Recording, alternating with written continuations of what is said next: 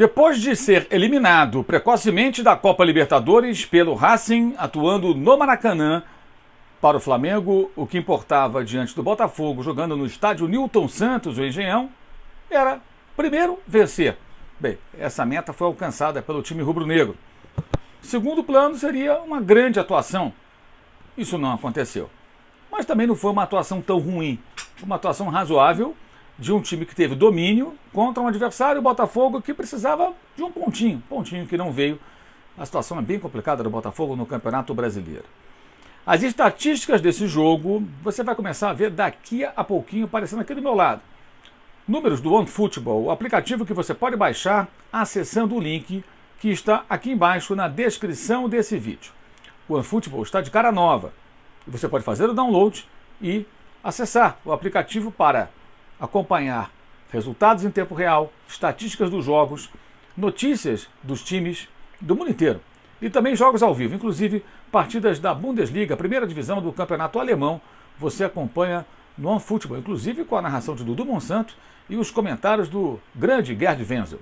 Pois é, esse jogo disputado no Engenhão, no Newton Santos, teve a estreia do técnico, a meia estreia, ou reestreia, melhor dizendo, do técnico Eduardo Barroca no Botafogo. Barroca foi infectado pela Covid-19 e não pôde ficar sequer no banco de reservas. Ao longo da semana, ele comandou treinos à distância. Felipe Lucena, o seu auxiliar, ficou ali à beira do campo e durante a semana foi quem comandou as atividades do elenco alvinegro. Por videoconferência, ele teve contato com os jogadores e pela internet também ele pôde ver as atividades, acompanhar os treinamentos e até fazer contatos, conversar com os seus jogadores. Também foi assim dessa vez, na preleção, no intervalo, o Barroca conversando com seus jogadores também à distância, numa situação inusitada que evidentemente comprometeu muito a preparação do time. Ainda assim, ele conseguiu duas coisas interessantes. Primeiro, o Botafogo começou o jogo pressionando o Flamengo.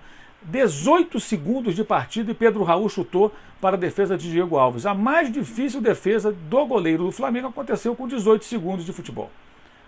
Pressão no campo adversário durante uns 6, 7 minutos, o Flamengo ficou um pouco ali sufocado, mas é claro, o Botafogo não conseguiu manter esse pique. É muito difícil jogar assim no campo do adversário, especialmente se você tem um time tecnicamente inferior. E naturalmente o Botafogo foi recuando e empurrado pelo Flamengo para o seu campo. Não demorou muito e o jogo virou ataque contra a defesa. O Botafogo não tinha saída para o ataque, jogadas de velocidade. Ao contrário do que aconteceu no jogo do primeiro turno, quando quase venceu do Maracanã, o Botafogo tinha sempre um contra-ataque perigoso. Dessa vez isso não aconteceu. O Botafogo já mudou também muito seu elenco. Os jogadores que estavam no elenco naquele jogo já não estão mais. Mas o Botafogo conseguiu montar uma defesa organizada e quase intransponível, digamos assim, durante boa parte do jogo. A melhor chance do Flamengo no primeiro tempo aconteceu por intermédio do Bruno Henrique, que perdeu um gol, mais um gol perdido, né? Chutando pela linha de fundo, a bola resvalou ainda no Marcelo Benevenuto e foi para escanteio, num ótimo lançamento do Arrascaeta lá da intermediária defensiva. Isso aconteceu porque o Botafogo tinha subido. Raro momento que subiu em bloco o Botafogo, foi o ataque, o Flamengo recuperou a bola e o Uruguai lançou o camisa 27, que acabou desperdiçando a melhor oportunidade do jogo até aquele momento. O jogo era isso, o Flamengo pressionando, girando, rondando, tentando encontrar espaços, não conseguia, cruzando muitas bolas na área alvinegra, e a defesa do Botafogo com o Foster e com o Benevenuto absoluta, ganhando praticamente todas as disputas, né, pelo alto, afastando o perigo. E o Flamengo então tinha domínio, tinha volume, mas criava pouco e não conseguia trabalhar por baixo para chegar com bola no chão em condições de finalizar. E um outro problema que tem esse time do Flamengo que o Rogério Ceni precisa corrigir. O time só finaliza quando tem as condições mais adequadas. Então muitas vezes surge uma brecha para um arremate, ele não é tentado.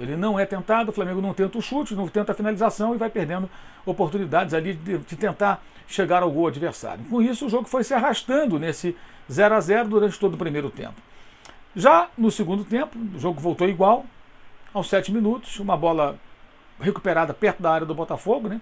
Um erro ali do Marcinho, a bola passou pelo Honda, passou pelo Marcinho, tentou um passe para o Benevenuto dentro da área, a bola veio bem na fogueira, foi recuperada pelo Flamengo, o Gerson ficou com ela e serviu Everton Ribeiro, que chutou no canto direito do Diego Cavalieri, uma boa finalização, abrindo o placar e marcando o único gol do jogo.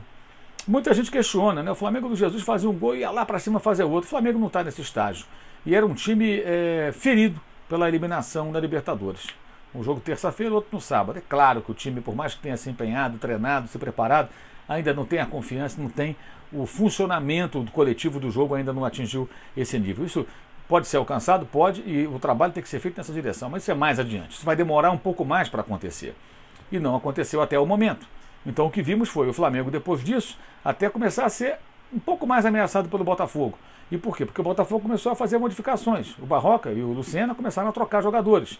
Então daqui a pouco tinha o Babi em campo, o Lucas Campos em campo, o Calu também entrou no jogo. Então o Botafogo foi mexendo no seu time, colocando jogadores mais ofensivos. Aos poucos foi se abrindo um pouco mais. Não se desguarneceu totalmente, mas começou a ceder alguns espaços que o Flamengo não conseguiu aproveitar. O Flamengo não foi capaz de aproveitar esse espaço. É um time inseguro ainda, o time do Rogério Ceni. Não é um time que tem ainda a segurança necessária. Acho isso até normal. E o Botafogo não conseguiu criar rigorosamente nada, mesmo com essas alterações. Até que chegou o lance importante aos 44 minutos do tempo final. O lance que você vê aí, eu ponho essa imagem na tela para ilustrar, esse quadro a quadro, e você vai ver aí o seguinte, como essa jogada se processou. Né? 44 minutos.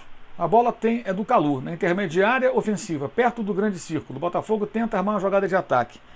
Quem está na marcação? O Ilharão. Você observa que no primeiro quadro ali, o Ilharão se aproxima, depois o Arão dá o combate e permite que o Calu, o marfinense, faça o giro com extrema facilidade, se livre da marcação do jogador do Flamengo. Muito fácil, se livrou e aí ficou com o caminho livre para fazer o passe no corredor central, entre os dois zagueiros, buscando o Lucas Campos. E o Lucas Campos sai na cara do goleiro Diego Alves.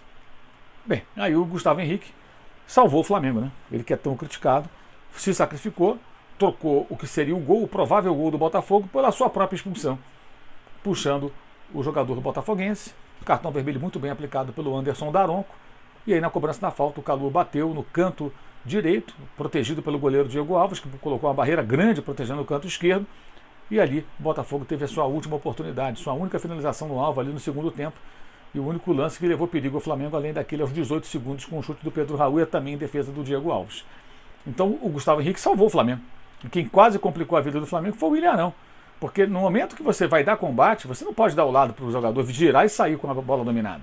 E se ele consegue fazer isso, é necessário que você faça uma falta, interrompa a jogada. O Arão não fez uma coisa nem outra.